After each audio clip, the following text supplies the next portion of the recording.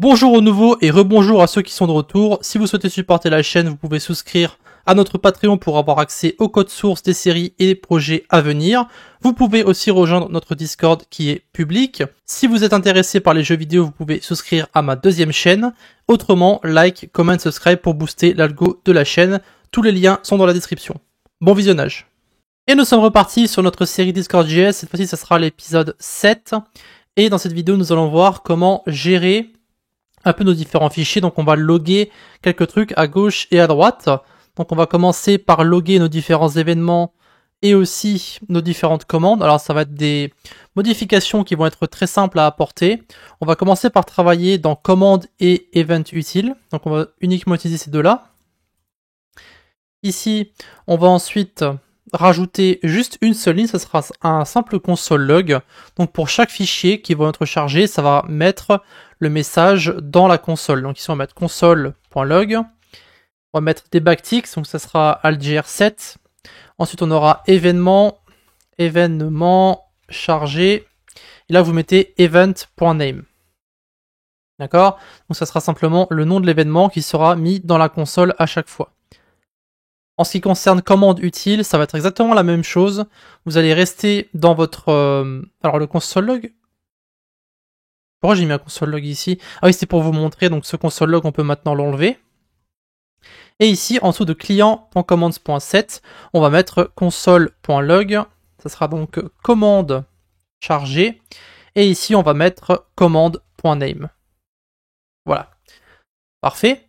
Et donc maintenant, lorsqu'on va en fait lancer notre bot, alors faire node index.js, on va y avoir marqué, si tout fonctionne correctement, commande chargée ping, donc on a bien notre commande ping qui a été chargée, l'événement ready et l'événement message create. Donc les deux événements sont aussi lancés. Ça nous permet de voir ce qui est chargé et ce qui n'est pas chargé dans notre code. Voilà.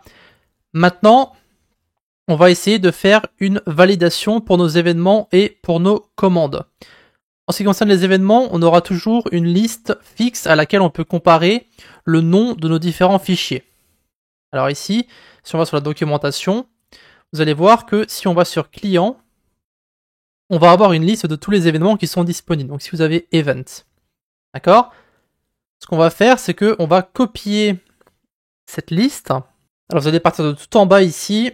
On va prendre tout ce qui se trouve à l'intérieur, on va faire un copier, on va aller sur VS Code à nouveau, on va ouvrir un nouveau fichier qu'on va supprimer, donc ne faites rien, ne le sauvegardez pas. On va faire CTRL V.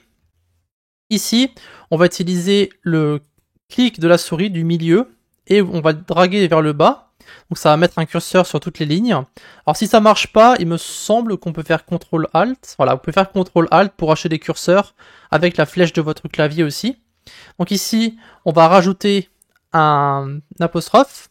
Ensuite, on va appuyer sur le supre le fin du clavier au-dessus de la flèche pour aller au fond. D'accord, donc à la fin de la ligne. Vous pouvez aussi faire CTRL et la flèche droite pour mettre un autre apostrophe. Ensuite, on va appuyer sur supre pour mettre tout sur une seule ligne, comme ceci. Et après, on va mettre virgule point. Comme ça, on va en fait créer un arrêt. Donc, on va mettre un crochet au début et à la fin. On enlève la virgule qui se trouve à la fin.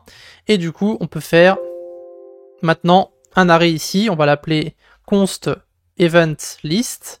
Et on va coller notre arrêt à l'intérieur. Alors, il y a juste un problème au niveau du wrapping ici. Ça est en train de m'énerver un petit peu. Donc, on va mettre wrap. Et je vais mettre... On va mettre on. Voilà. Comme ça va wrapper à la fin de la ligne. Parce que ça m'a agacé que ça aille jusqu'au fond. Donc ici, on peut voir qu'on a bien un arrêt qui va avoir donc tous nos événements à l'intérieur. Hein. Vous pouvez voir, on les retrouve un petit peu. On a guild, ban, add, channel update, debug. Enfin, vous devriez en reconnaître quelques-uns. Alors évidemment, je ne l'ai pas mis au bon endroit. Hein. C'est dans event qu'on veut le mettre, celui-ci. On va dans event. Et maintenant, on peut vérifier si le nom de nos événements se trouve dans cette liste-là. Parce qu'encore une fois, c'est une liste qui est fixe. D'accord?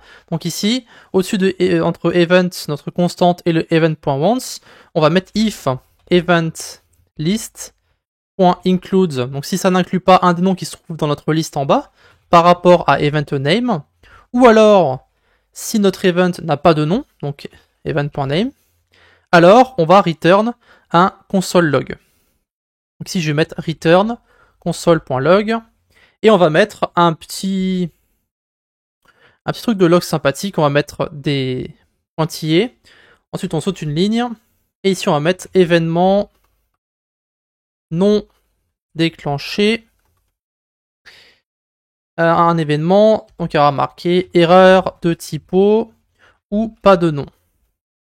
Après, on va encore sauter une ligne, donc c'est \n pour sauter une ligne, et on va mettre le fichier, donc fichier, et ça sera donc event file. Et après, on ressaute une ligne et on remet les pointillés. Voilà. Alors, je vais vous montrer à quoi ça correspond, à quoi ça ressemble. On va faire une typo dans notre événement ready. On va mettre 2y par exemple.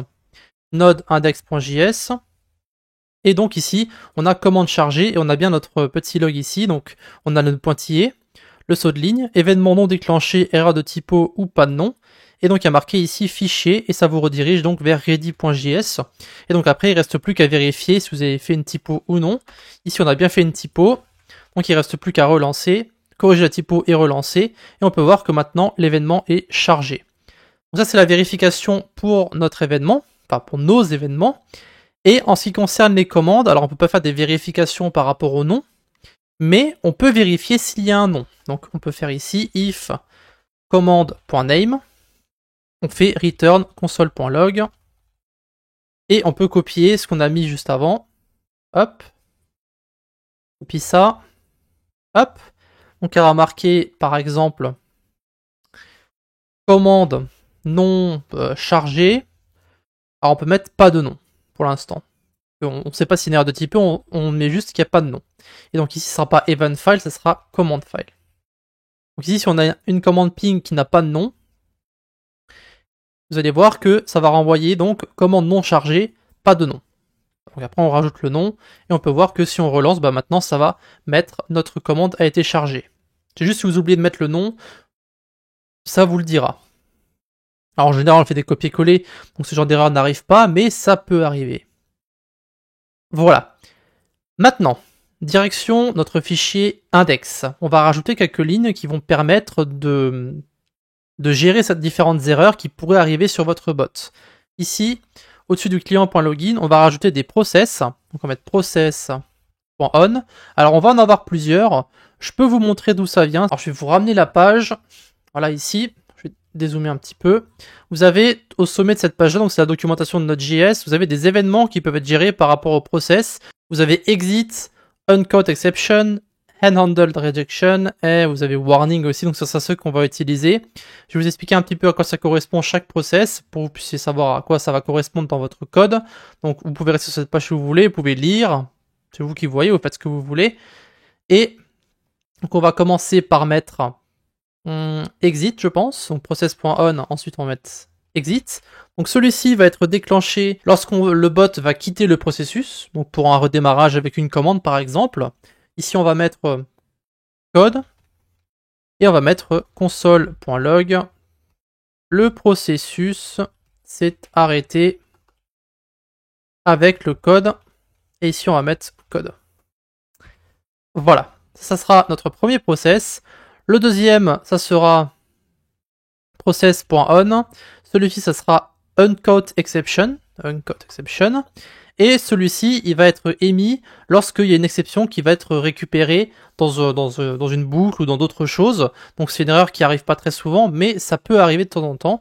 Donc ici, on va avoir juste deux paramètres. On va avoir erreur et origine,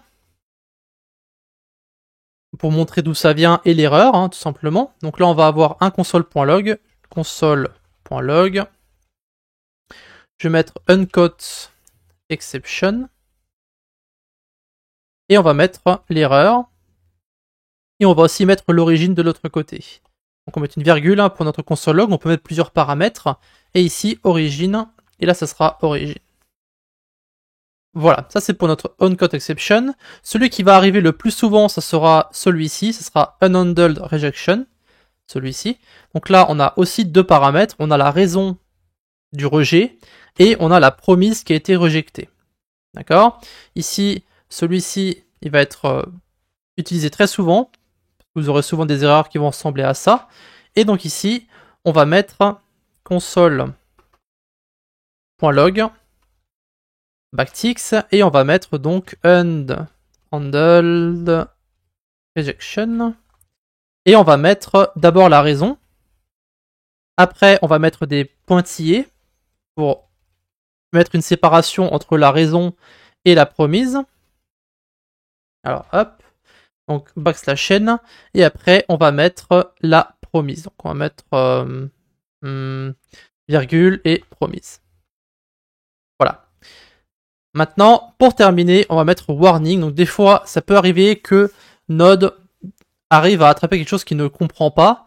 Et du coup, il y aura marqué Node, double point, une version. Et il y aura marqué warning, quelque chose d'étrange s'est passé. Ça peut arriver aussi de temps en temps. Ça peut stopper votre bot. Donc, on fait ici warning. Et on va mettre tous les arguments qui seront récupérés, donc toutes les alertes. Donc, .args. Et après, console.log, .args. Lorsque vous ferez des erreurs, vous verrez que ce genre de process vont être utiles parce que ça va empêcher votre bot de s'arrêter, tout simplement.